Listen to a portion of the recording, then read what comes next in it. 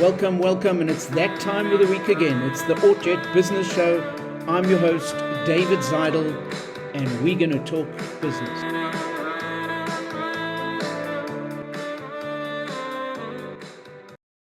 And this evening, we've got with us my cousin, Jeff Zidel, and Jeff is a shopping center and property developer. So it's really a pleasure to welcome Jeff, my cousin, with us. He's a true titan of the South African property industry. Jeff has had a distinguished career spanning over 50 years. He has quite literally helped shape the retail and property landscape in South Africa. Jeff's journey is a fascinating story of the entrepreneurial spirit, beginning with a lesson in customer service at his father's hardware store before he moved into the family's estate agency business.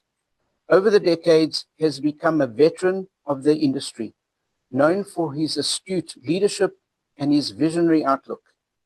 He is a co-founder of Resilient and served for many years as the deputy chairman of the Johannesburg-listed Fortress Income Fund.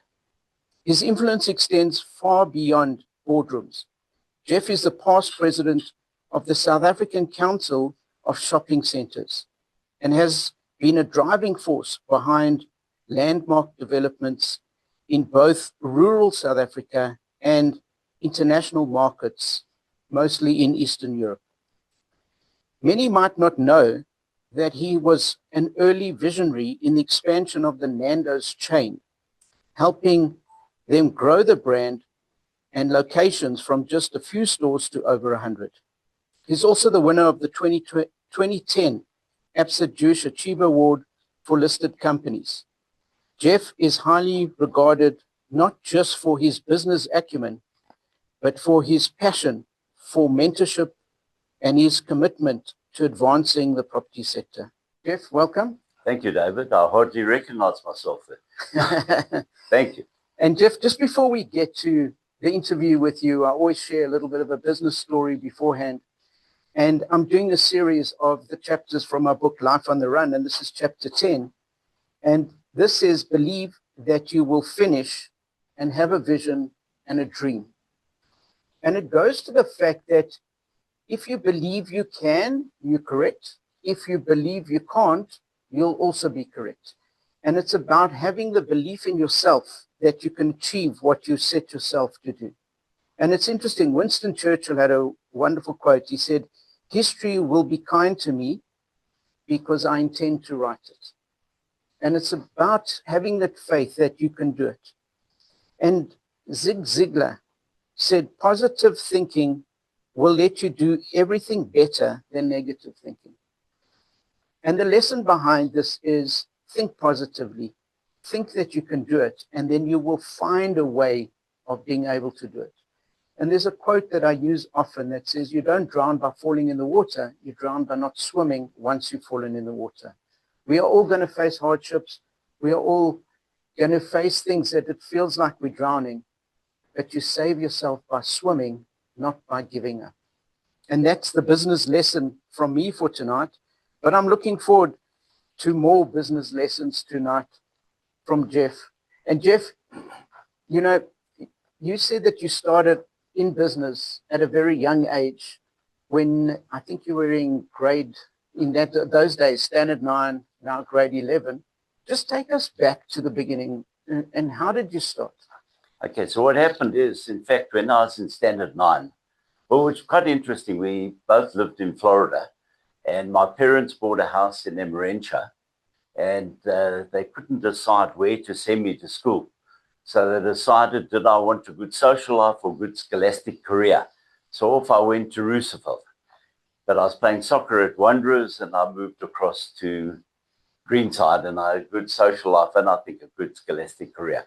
But the very next year, I was in Standard 9 and it was quite a crazy time because what happened is we had the Zidel name in the West Rand was actually quite synonymous with property. So my late grandfather had been in the property industry for many years. David's father had a separate property business in Florida. And my father had a hardware business, but because people used to come into the hardware business and actually be talking about property and this, that, the other, they asked my mother to do a whole lot of stuff. So she opened up a third estate agency right next door to the shop. Now, we had an accountant by the name of Jonah Perkel, who was the accountant for all three of the businesses. My grandfather was getting old and starting to lose it a bit. So he was worried what was going to happen to the business. So he first went to David's father, Ronnie, who said he wouldn't touch her with a barge pole. Then he went to my mother, who said, no, I wouldn't be interested. But she said, let me speak to Jeff. Now I'm in standard 9. So she said, look, I'll caretake it if you're interested. So I had to make a decision by the next morning. Up to that stage, I thought I was going to do law. My brother Ian is today a senior counsel, and that's the kind of path that I thought I'd be taking, although I had been quite interested in property and doing some renovations and whatnot before that. So anyway, I thought, well, let's do it. So that actually was the start of getting involved. So most Jewish mothers are looking for their sons to become doctors and accountants. There was my mother. We were going into business together. And the best decision that I ever made, which I was always happy about and appreciated in terms of that.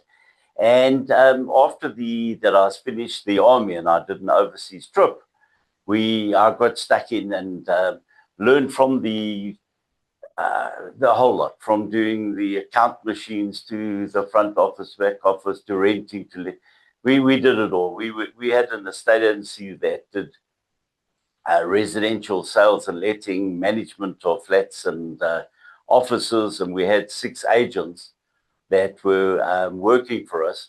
Funny story here was that we had one that was a French fellow, and he married a French woman, and she fell pregnant, and her parents had just emigrated to Australia. So they said, well, she wants to have the baby with her mother, and took all 6 agents with her. They all went to Australia. So anyway, so that was actually quite an interesting time in our lives. But I've always been blessed with very good support, family-wise. Got brought up in a really strong family-orientated home. My brothers Ian and Brian we had a great childhood. I'm blessed that I've got an unbelievable supportive wife, Lynn. I've got amazing children. I've got amazing son-in-laws, and Sophie, Sasha, Blake and Harlow, the apple of our eye, and we love them very much. And my mother-in-law, who stays probably 100 meters from the studio here, is going to be 98 in October. Wow. So, so I've been really blessed to get a nice, solid, good start and moved on from there. So, Jeff, when you started in the normal real estate business, but then I know that you moved into shopping centers in way out places. Just take us through what was it about the shopping centers that attracted you, and why way out? I think it was either Lesotho or it was in the Transkei, somewhere where you had to travel a long way. So I was looking to do some type of developments in terms of there. But the big move and break happened. The one I was doing deal with Pep stores, and I needed them to go and sign off on whatever we were busy with. And I met up with this Anton Dean, who was he was based in Cape Town. He was the head of properties for Pepco. And I went into his office. It was like 8 o'clock in the morning. He was having the biggest fight, screaming, shouting, what do you mean the roof will be on next month? We were supposed to be trading 4 months ago. My ops guys are driving me mad. And he was really giving this guy a piece of his mind. So when he put down the phone, I said, what's all that about? So he said to me, well, the only people doing developments in Lesotho are the Indian guys. They don't want to borrow money. They promise the world. And if cash flow is not there, they're not looking to mess you around. But if cash flow is not there, they're not going to build. So the guy reckons maybe next month the roof will go on. So I said, is Lesotho an area, in terms of retail? He says, unbelievable. So I said to him, well, do you know of any sites? He says, matter of fact, I do. I fetched him 5 o'clock the next morning and we shot off to Maseru. And in Lesotho, it's actually quite a strange thing. No one owns the land except the kingdom. So the king owns all the land. The influential and the church groups get allocated the land on a long-term lease, normally 60 years recurring. And we would then arrive, which we did here, and do a deal with the landowner, the one that got allocated the first lease. And we would then build on the shopping center, rent it out. So you get a lease, sublease, further sublease, and then a further sublease.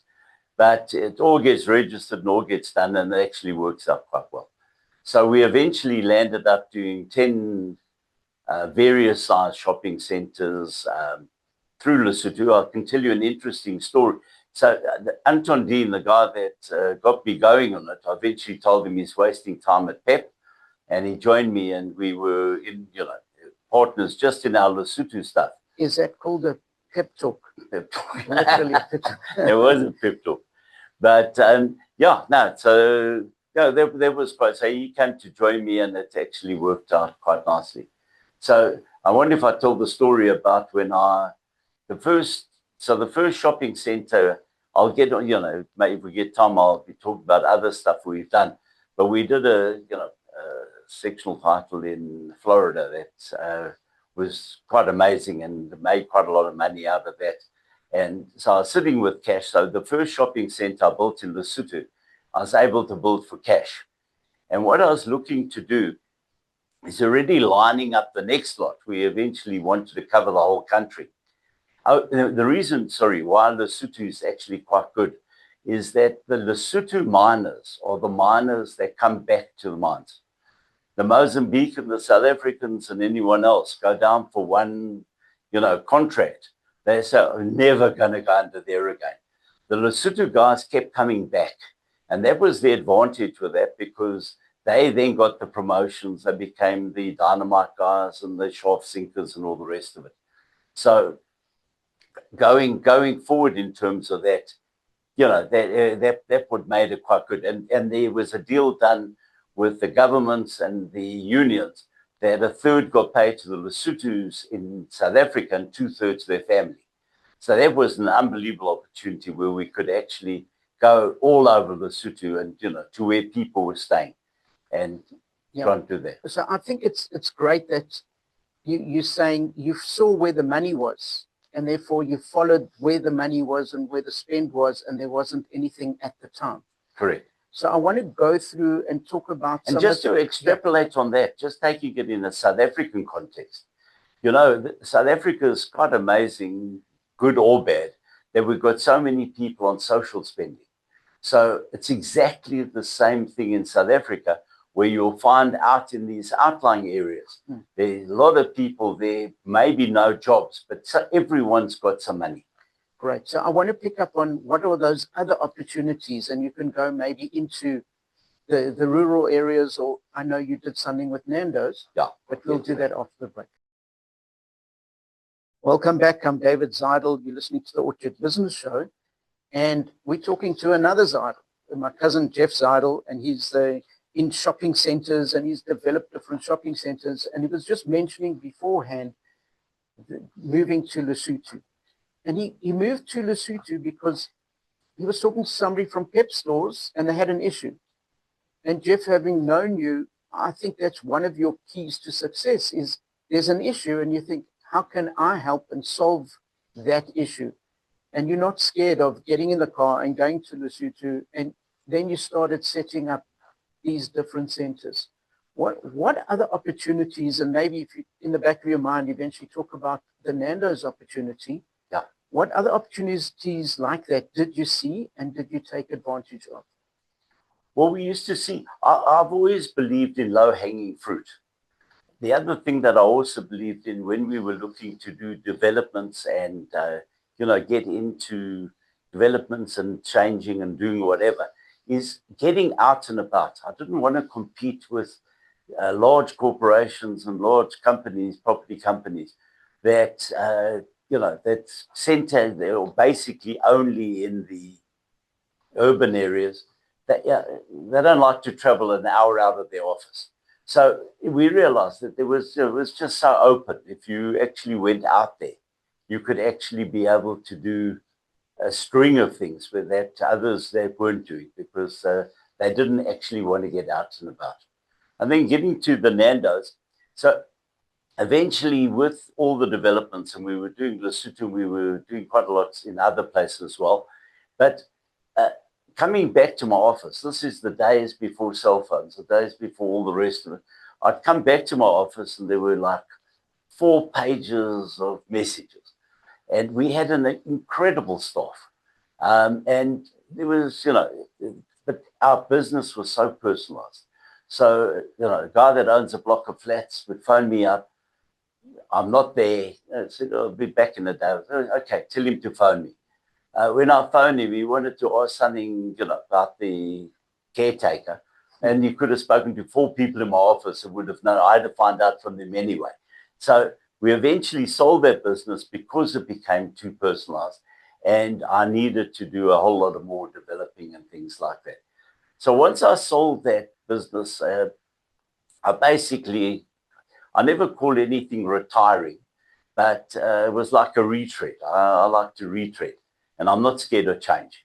Anyway, so looking where the opportunities and whatever, and I took an office in Hyde Park Shopping Centre, and I shared offices with a whole string, and the whole Brosen family were there.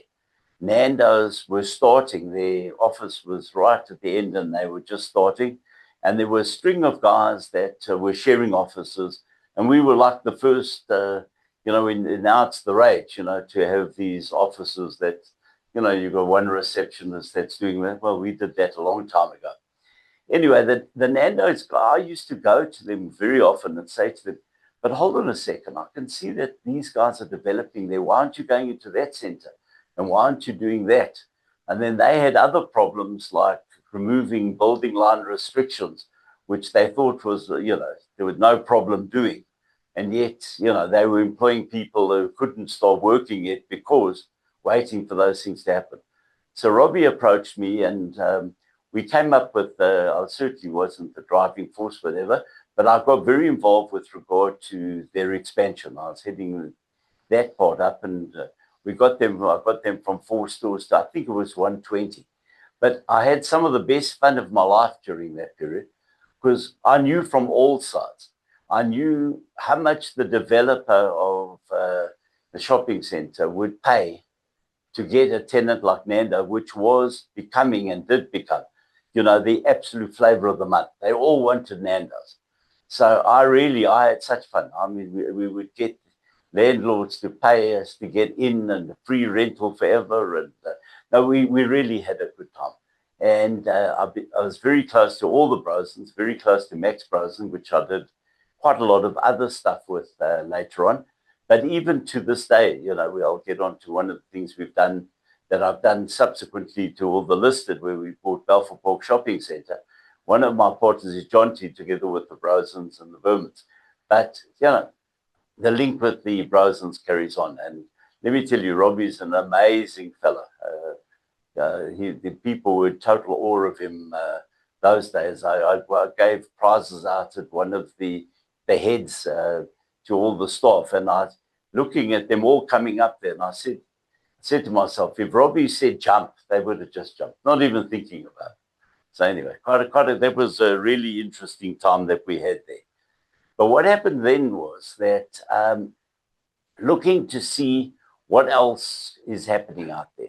So one of the interesting things going on is that the listed property sector was very mundane in South Africa. It really was nothing really happening there.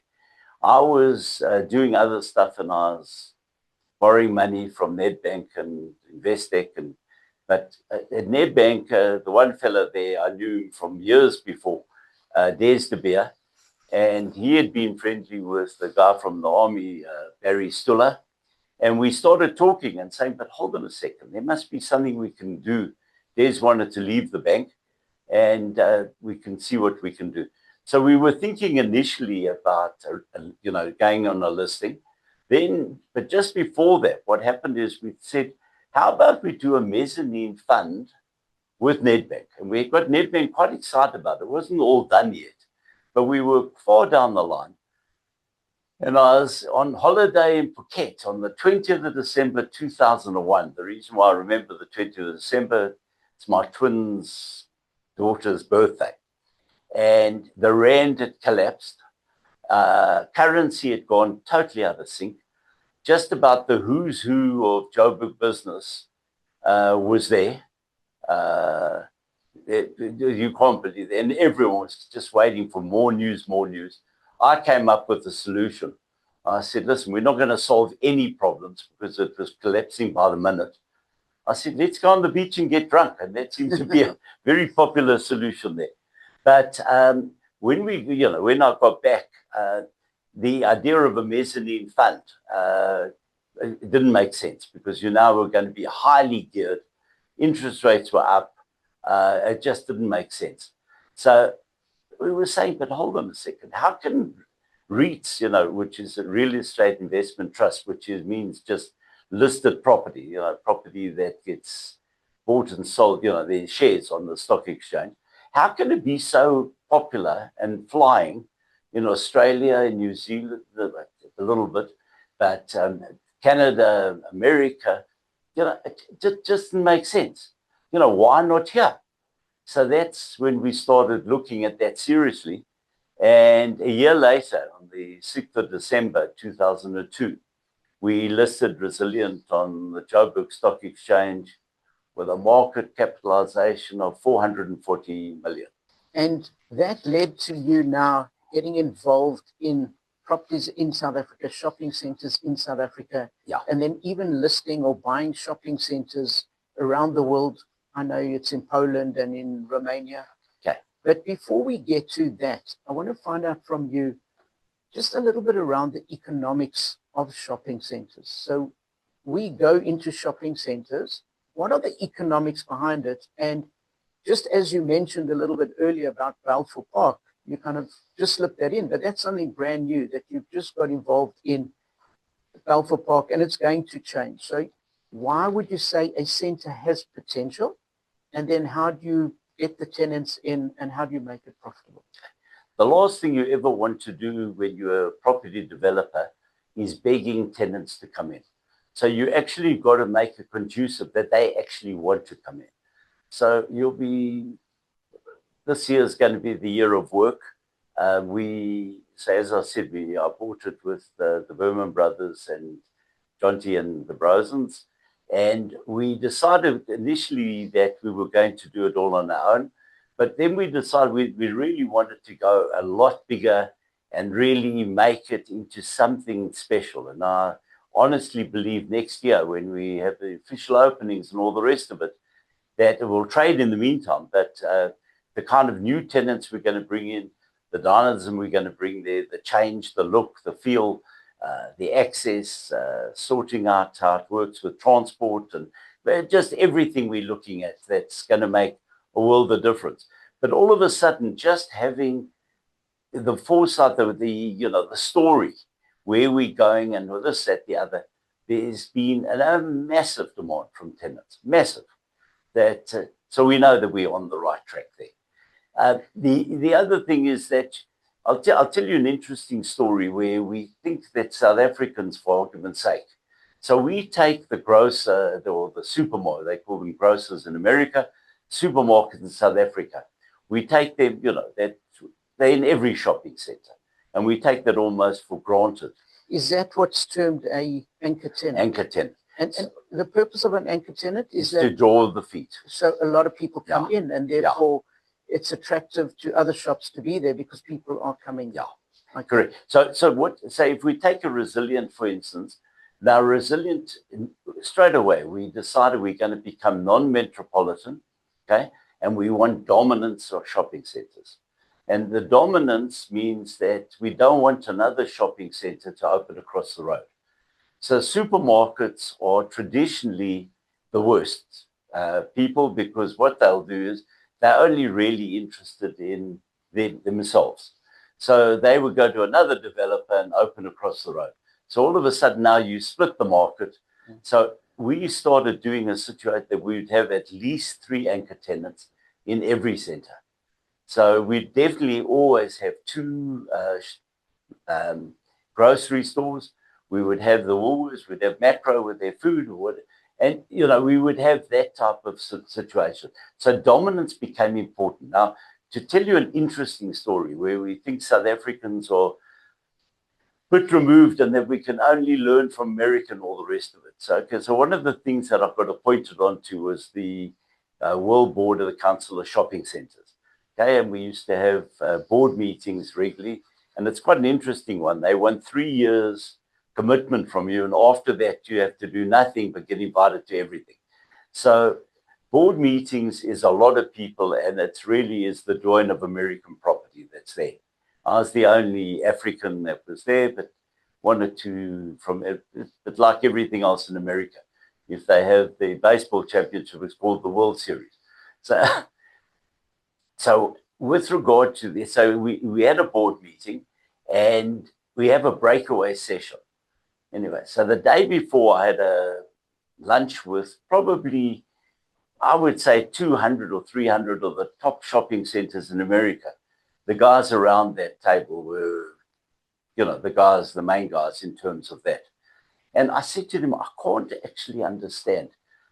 In the old, with the way that the American shopping centers were, that it would be a rectangular design. On the 4 corners, if it's 1 level, they would have 4 of the departmental stores. And if it was double level, then they would have more. I mean, so in the old days, that worked like a charm. But departmental stores are changing in nature. And they were there on long leases, low rentals, all the rest of it. And a whole lot of them, I mean, in the year I was talking about that, I think Target had closed 150 stores.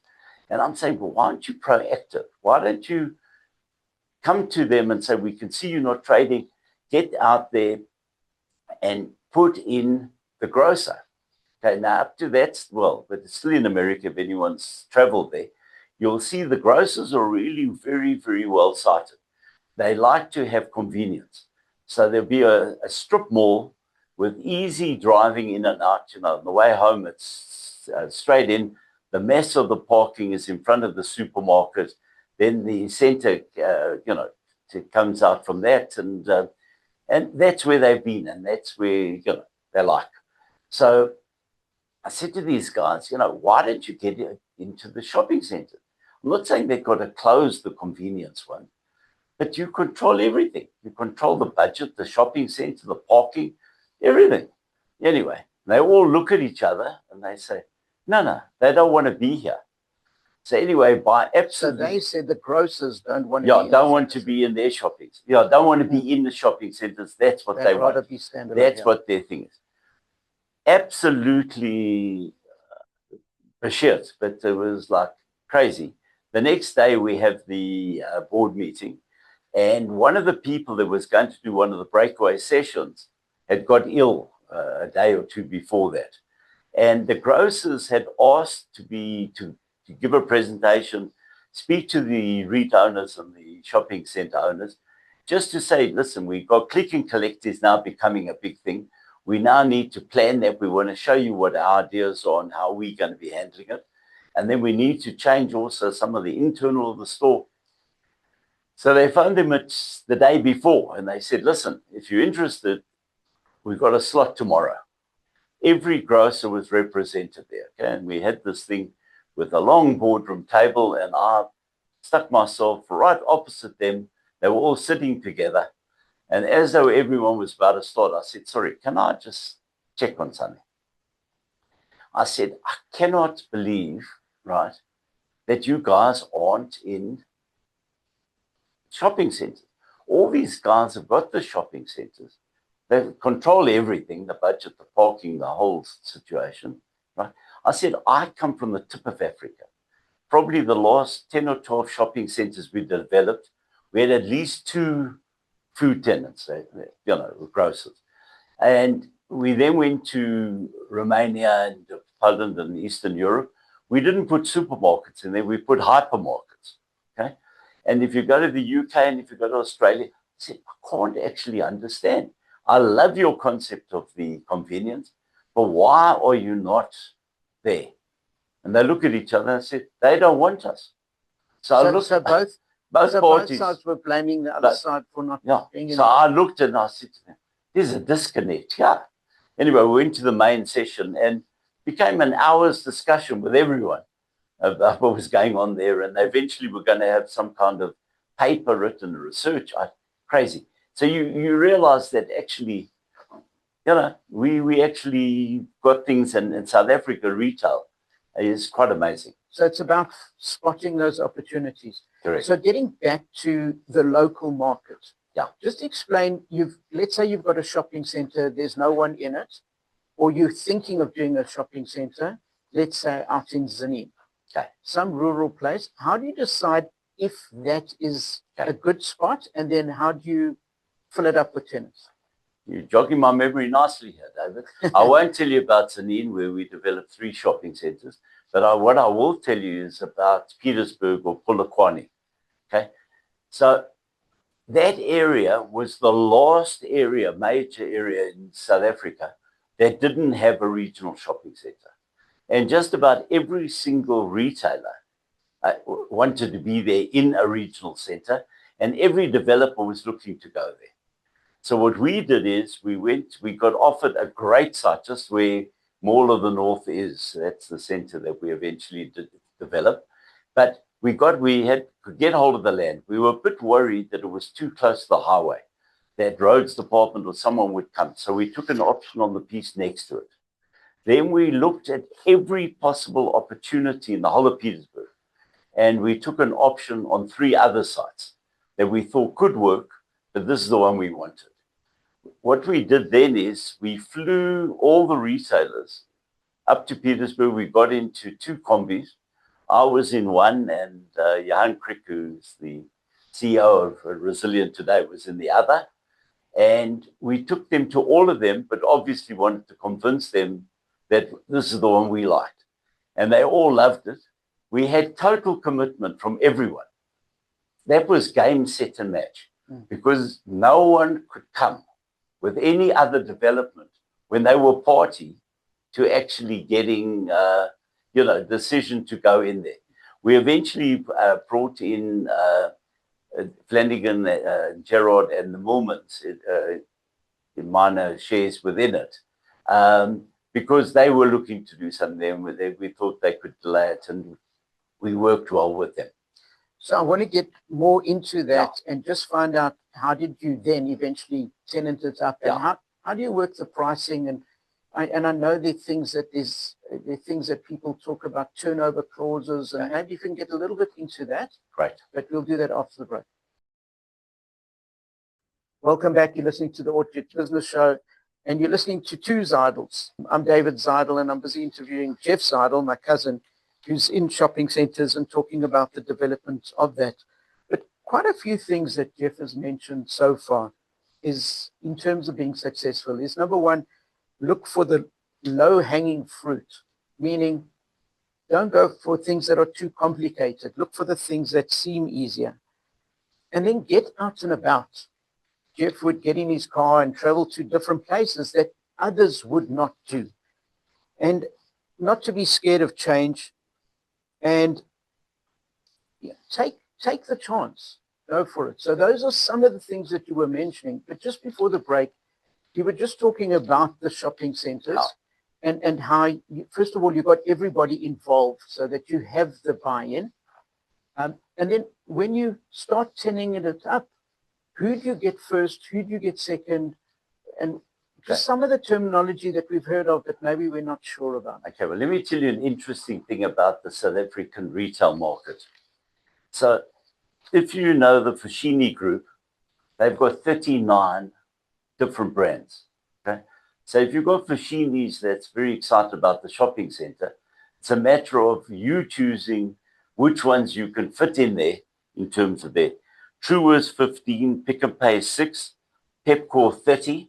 Are these and ShopRite? Different types of companies within the group? Within the group. Wow. So, say if you took the ShopRite, it'd be Checkers, you say this at the other end. If you take Foschini, they've got the string. So that's with taking more of, of the north, which was, if I remember correctly, I think 79,000 square meters that we were developing. We got the bulk of that just from the yays of two guys, the guys in two combis. Wow. The rest was filling in with locals and, some of the franchise stores and whatever. So most important always to get, in South African context, to get the supermarket in. The supermarket normally, well, we try and get them onto quite a good turnover clause. So if they're doing well, they're going to pay more. And I'll explain to you how that turnover clause works. And then the rest of the tenants around them, even though that they might be paying a lower rental in the supermarket, would be paying because the supermarket's bringing in the feet.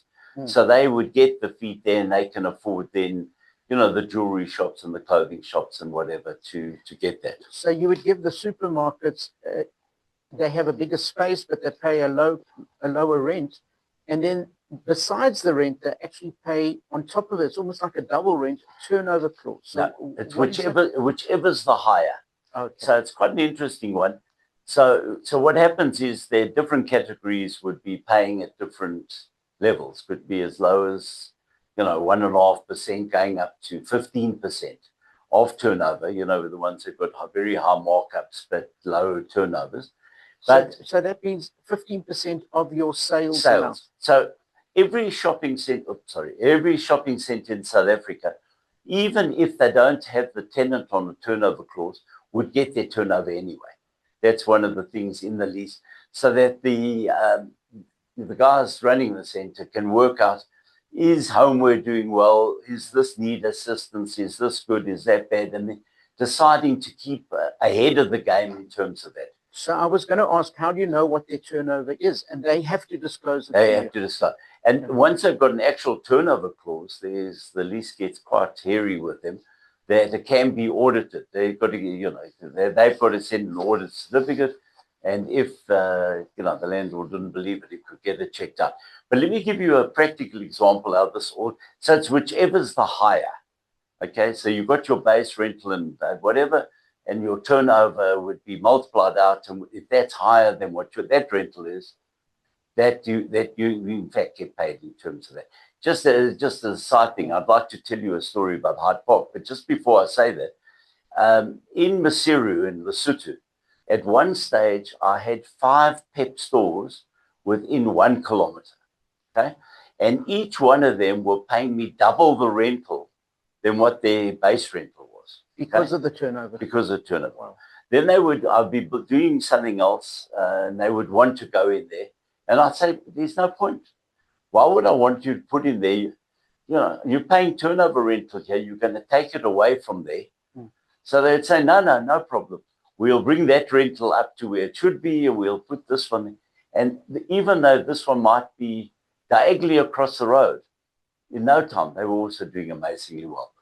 But just, an example of how it's quite amazing. Everyone, I think, knows Hyde Park Shopping Centre. Now, that was the first shopping centre within the good old Transvaal that got developed, air-conditioned, escalators, and the whole story. One day, I think it was Trade Grow, which was taken over later by Momentum. They came to the sellers there and they wanted to buy the shopping centre. But they really didn't want to look after it. They actually were quite keen on doing a head lease, which means that the seller actually signs a lease and they only send one check. So they get paid out for the building, but they enter into a lease agreement that they're liable on. And so, they thought they were quite clever at Trade Grow. They could get that. So they did a 75-year head lease, which is an extraordinary length of time. But those days, escalations, now in South African context, we always had high inflation. So escalations came in, and that was always an annual increase. And it ranged, from 3% and went as high as 15% at one stage. At the moment, it's around about probably 6 or 7%. But it wasn't standard. Those days, it was very similar to what happened in the UK. your rental was the same for about 3-4 years and then went up a little bit, and there would be a whole discussion over the increase. And turnover rentals was something that just started in America. And everyone laughed. I mean, that will never work out. Anyway, when they signed that head lease, they didn't take into account anything with regard to escalations annually as well as turnover rental. To cut a long story short, that came in big time. And when the building eventually got sold to Hyprop, who now today still own it, they went to Metropolitan to buy it, and Metropolitan said, no, we own the building, but we don't own the head lease. The sellers sold the building for a second time, and they got more for it than Hyprop got for the physical property. Wow. That's how much the turnover rental and the escalations have got. Oh, that's interesting. So I want to get to your personal philosophy around life and business, but we need to take a quick ad break. Welcome back. You're listening to the Orchard Business Show. I'm David Zidel, and we're busy talking to Jeff Zidel about the shopping centers. And Jeff, you've had such a broad experience. I just want to find out from you, have you got some personal philosophy that you follow and that maybe we can follow what you're following? Well, David mentioned that he was going to ask me this, so I made down a couple of notes. I'll read through them very quickly. Embrace partnerships. Never burn bridges. Be focused. Wait. Before you read them out, just let's go back each one and let's just, I want to see what you mean by that. So the first one is embrace partnerships. I've always had partners. I've had the most amazing partners, and you need to create synergies to make 1 and 1 equal 3. I'm good at some things, not good at others. You get people that are good at others and you put it together and you've now got 1 and 1 equal 3. Okay, fantastic. And then your next one? Okay, never burn bridges. Be focused. What do you mean never burn bridges? Well, even there's no need at the end of the day, even if, you leave something, whatever, leave with a bad taste in it. Rather keep it up. You never know when you're going to work together with someone or do something together.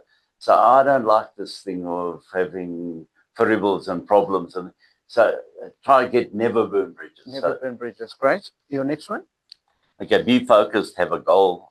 Okay, what do you mean by that, of focused and have a goal? You know what you're going to be doing. So if you are going to be developing the shopping center and you are going to concentrate on that, making sure that you've got whatever you need to get in there, but be focused on that.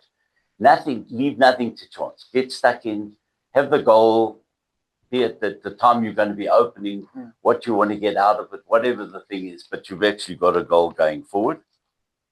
Okay. Don't be afraid of change. You mentioned that. I really do believe that. And the one that I love the most is worrying doesn't help. I don't like this. So if everyone around is worrying, right, I want to do something about it. And if I can't, if it's something that's bigger than what I can do about it, and everyone else is worrying, I let them worry. I'm not going to worry about something I can't do something about. So I know that some people, when they worry, they think the worrying is helping. They think just by worrying, then you're makes it worse. And you're saying no. You're saying don't worry about it. Do something. Do something about it. And if you can't, well then you can't. Yeah. So, or if you're going to be worrying, it's going to drive you mad, and everyone around you mad. So rather let someone else worry. How do you not worry? I don't know. Well, if I can't do something about it, and you let it go. I let it go. But I will try and see if there's something that's, it's still there in the back of my mind, but I'm not going to have sleepless nights over it. So the opposite is true as well, is that if you were going to worry, well, then you do something about it. And that's amazing. All right, your next one? The other one is never turn away when you get offered something. Check it out, have a look and see it. Okay. I recently bought 3 buildings in King Williamstown that are offices led to government and provincial government. And if you'd ever asked me before, I would have said, hate offices, hate government leases, hate provincial government. But the deal made sense and did it. So that's the other one. Empower your staff and incentivize them. Let them really feel that they're part of it and that they get the benefits. And always align yourself with your partners and shareholders. Be in the same position that they are. No different. So that means whoever you're working with, you've got to be chasing the same goal. Same goal. And within the partnership that you make decisions, you make it not for yourself, you make it for the partnership. So the same thing, you're aligned, that you actually can do that. I always look at if a deal's too complicated and you can't put it all down in the back of an envelope, it's not worth doing. You're now forcing the issue. So if it doesn't work, it doesn't work. Okay. And those are your rules. And then I know you've been involved with Nepi, Rocastle. Yeah. Do you want to just talk a little bit around that? Okay, so I'll just tell you quickly. So out of Resilient and a couple of other companies that we had, we formed Fortress. And just prior to that, we started in Romania with Nepi Rocastle, which today is the biggest shopping center and property company in the whole of Central and Eastern Europe. Very proud of them. They've grown massively. They're by far the biggest property company listed on Joburg Stock Exchange, plus they're on the Amsterdam Stock Exchange. They've got 60 shopping centers, and last year's footfall was 339 million people came through those shopping centers. Wow, that's amazing. So you're making a difference locally and worldwide. And we've run out of time, so I was going to tell you all about Poland, but we can't get there. Yeah, so maybe we'll do another one. So I just want to sum up very briefly, because I think these life philosophies are quite important. So number one, to be successful, Jeff says, you need to find partners and have the right partners. Together with that, you've got to align with those partners. You've got to be both chasing the same goal, not different goals. And even with that, along with that, is never burn bridges. So never leave that bad taste, or what we're famous for is the forevers. So never have the forevers. Be focused on what you're doing. Know what your actual goal is and be focused on it. Don't be afraid of changing if change is needed. And very crucial for me, what I heard from you is worry doesn't help. So if you can do something, or if you're worried about something, rather than just worrying, actually do something about it. And look at all opportunities. So if opportunity arises, don't just randomly turn it away. Look at it. And also empower your staff. Let them be part of the whole trip. And finally, you said that if a deal is too complicated, then you need to walk away, because it needs to be simple and understandable. So Jeff, besides your whole life story, and I think these personal philosophies have been unbelievable. And I'm going to look at these in terms of my life and see which ones, if I can, and maybe even all of them, I'll try and incorporate it. And if I don't, I'm not going to worry about it. There we go. I just want to, first of all, thank Craig for running the show. Craig, thank you very much for that. Jeff, thank you for being here. Thanks for sharing your story and your philosophy. I'm David Zidel, and this has been the Orchard Business Show. Thanks for having me.